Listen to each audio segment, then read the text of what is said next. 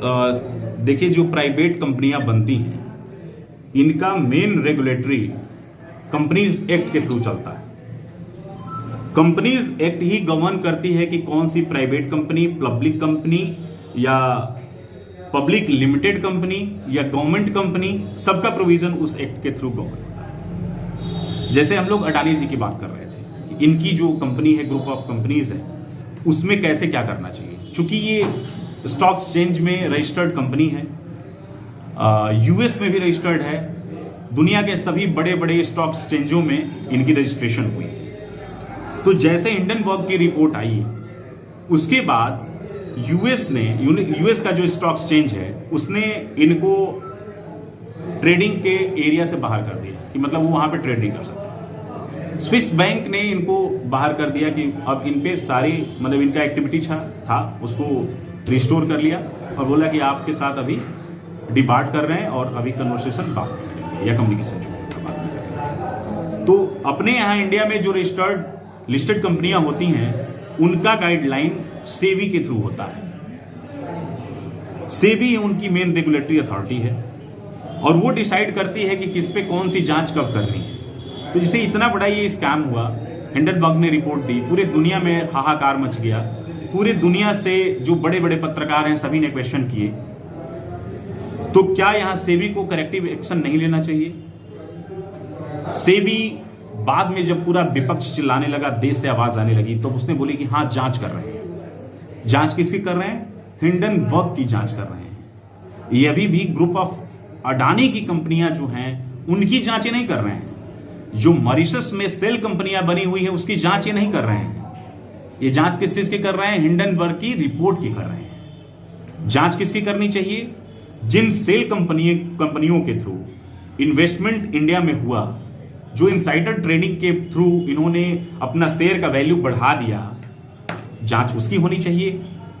कितने लोगों का इन्वेस्टमेंट जो more than 20%, 25%, even more than 90% का इन्वेस्टमेंट बाहर की कंपनियों के थ्रू किया गया, तो उसकी जांच करनी चाहिए। लेकिन सेबी क्यों नहीं कर रहा है? तो इसमें सरकार को कहां तक दोषी मानते हैं? सरकार की ही पूरी तरह से सरकार दोषी है। अडानी जी किसकी जहाज में घूमते हैं? सॉरी, मोदी जी किसकी जहाज में घूमते हैं? अडानी जी की जहाज में टहलते हुए नजर पाएंगे। आप देखेंगे उनके करीबी दोस्त हैं, पूरा हिंदुस्तान जानता है। भारतीय जनता पार्टी के राज्यसभा के सांसद सुब्रमण्यम स्वामी जी कितने संगीन आरोप लगाए। क्या वो देश पे हमला कर दिए? नहीं किया। विपक्ष जो क्वेश्चन उठा रहा है, क्या देश पे हमला हो गया है? हिंडनबर्ग की रिपोर्ट आ गई, क्या देश पे हमला हो गया है? तो मोदी जी इतने जिम्मेदार हैं तो आके ये बात कहें, रोके ना। हमला रोकने की जिम्मेदारी किसकी है? प्रधानमंत्री की होती है। तो हम लोग चाहते हैं कि प्रधानमंत्री जी इस पे बोलें, क्यों नहीं बोल रहे हैं? इतनी बड़ी जिम्मेदारी आपको दी गई है, इन जिम्मेदारियों को कैसे निभाएंगे? जिम्मेदारी को हम लोग दिखा रहे हैं और हम लोग कई तरीके से जो है, जिस तरीके से बीजेपी शासनकाल जो है उत्तर प्रदेश में चल रहा है, जो बुलडोजर जिस तरीके से जो है कानपुर में जो है हादसा के कारण से 2 लोग की जो है जान चली गई, और जिस तरीके से जब मोदी जी जब आए थे सबका साथ सबका विकास करके, हम भी चौकीदार कह करके, उनकी बातों को जो हम लोग जो है सच में सबके सामने लेके आना चाहते हैं कि जो सिर्फ आम आदमी पार्टी है सिर्फ वही सबका विकास कर सकती है, वही सिर्फ चौकीदारी बढ़िया से कर सकती है। आज के डेट में हम लोग अपनी पार्टी के जितने भी कार्यकर्ता हैं उनको अपनी अपनी जगह का चौकीदारी जो है थमाया गया है कि आप अपनी जगह पे देखिए, अपने गांव, अपने मोहल्ले, वो जगह की आप चौकीदारी कीजिए। जहाँ पे जिस तरह की जो कमियां हो रही हैं वहाँ बताइए, फिर उसके खिलाफ हम लोग जो है प्रशासन में जाएंगे, ज्ञापन दिया जाए। ज्ञापन से नहीं मानेंगे तो फिर धरना प्रदर्शन करके जो है और मीडिया के थ्रू हम लोग आप लोग के सामने जो है बातों को रखा जाएगा।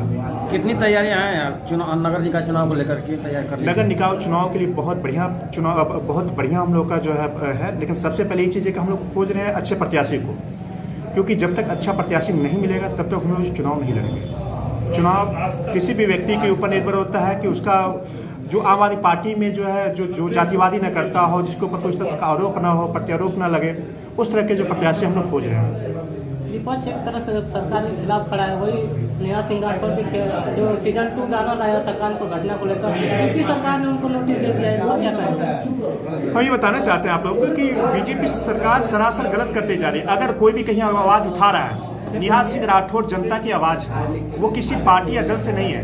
उन्होंने जो है हर, मेरे ख्याल से लगता है कि हर पार्टी में जो है कुछ न कुछ बोला है, लेकिन ये बीजेपी सरकार ऐसी है कि वो उनको दबाना चाह रही है।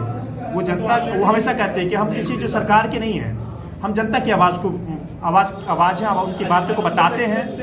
और आम आदमी पार्टी नेहा सिंह राठौर का जो है हम अपने तरफ से जो पूरा समर्थन करते हैं कि वो इस तरह से गाती रहे, चाहे हमारी सरकार हो, चाहे कांग्रेस की सरकार, चाहे बीजेपी की सरकार हो, जहां भी जो कमियां हैं वो बताते रहे। क्योंकि अगर विपक्ष और जनता अगर इस तरह से एक्टिव, नेहा सिंह राठौर की तरह एक्टिव रहेगी तो सरकार ऑटोमेटिक विकास करेगा। लेकिन सरकार अगर इस तरह से दबाएगी तो ये गलत है। विधानसभा सत्र के दौरान जहाँ पे पत्रकारों से अभद्रता की गई उस पर क्या कहेंगे आप? ये सरासर गलत है। अब तक विधानसभा में हमने देखा कि इस तरीके से जो है मीडिया कर्मियों के साथ नहीं किया गया था। पहली बार बीजेपी शासन काल में इस तरीके से जो है मीडिया कर्मियों को बाहर किया गया मार्शल के द्वारा। ये सरासर अन्याय है और मीडिया कर्मियों को इसके खिलाफ आवाज उठानी चाहिए। क्यों ऐसा क्यों हो रहा है? 2 हफ्ते पहले इस पर क्या कहना चाहेंगे? आपकी पार्टी क्या करेगी? हमारी पार्टी बिल्कुल आवाज उठा रही है। मीडिया कर्मी के साथ जो अभद्रता हुआ है और उसके खिलाफ जो है आप लोग जो है आइए, हम लोग जिस तरीके से कहिएगा आपके साथ खड़े हैं। पिछले वाले में हम लोगों ने ज्ञापन भी दिया था। अगला नगर निकाय चुनाव में अध्यक्ष पद का प्रत्याशी कौन रहेगा आपका? नगर पालिका से अभी हम लोग के यहाँ कई लोग फार्म भरे हुए हैं। ये सारा काम जो है ऊपर वाले करते हैं। कोऑर्डिनेटर आता है, जांच करता है, पड़ताल करता है, जो बेहतर होता है उसको हम लोग सिर्फ नाम देते हैं। जो हमारे पास आएगा नाम देगा, जो बेहतर होगा फिर उसको कोऑर्डिनेटर चुनेंगे, उसको टिकट मिलेगा।